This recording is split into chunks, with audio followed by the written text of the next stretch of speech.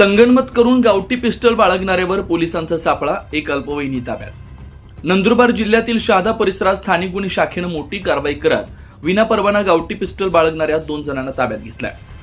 यामध्ये एक विधी संघर्षग्रस्त बालकाचाही समावेश असल्यानं खळबळ उडाली। 19 मार्च 2026 रोजी स्थानिक गुन्हे शाखेचे पोलीस निरीक्षक हेमंत पाटील यांना गुप्त बातमीदारामार्फत माहिती मिळाली की मध्य प्रदेशातील बडवानी येथील अरविंद निगवणे हा आपल्या साथीदारांसह अवैधरित्या गावठी पिस्टल घेऊन शहादा शहराकडे येतोय। या खात्रीशीर माहितीच्या आधारे पोलिसांनी जावदा शहादा रोडवरील मंदाने गावाजवळ सापळा रचला। रात्रीच्या वेळी एक काळ्या रंगाची HF डिलक्स मोटरसायकल येताना दिसताच पोलिसांनी ती थांबवली। तपासणी दरम्यान वाहन क्रमांक MP10 MW 5182 असल्याचं निष्पन्न झालं। मोटरसायकलवरील दोघांची चौकशी केली असता अरविंद देवराम निगवाले वय 23 राहणार बडवानी मध्य प्रदेश आणि त्याच्यासोबत एक 16 वर्ष अल्पवयीन मुलगा असल्याचं समोर आलं।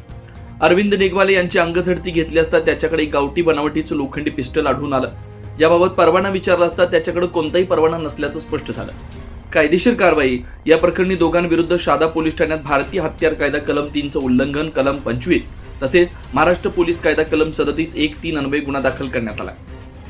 पोलीस कारवाईचे श्रेय ही कारवाई नंदुरबार जिल्ह्याचे पोलीस अधीक्षक श्रवण दत्त आणि अप्पर पोलीस अधीक्षक आशित कांबळे यांच्या मार्गदर्शनाखाली स्थानिक गुन्हे शाखेचे पोलीस निरीक्षक हेमंत पाटील व त्यांच्या पथकानं यशस्वीरित्या पार पाडली। अवैध शस्त्र बाळगणाऱ्यांवर पोलिसांची धडक कारवाई सुरू आहे। अशाच गुन्हेगारांवर कठोर कारवाईचा इशारा प्रशासनाने दिला। 24 लाईव्ह महाराष्ट्र न्यूजसाठी योगेश पवार, नंदुरबार।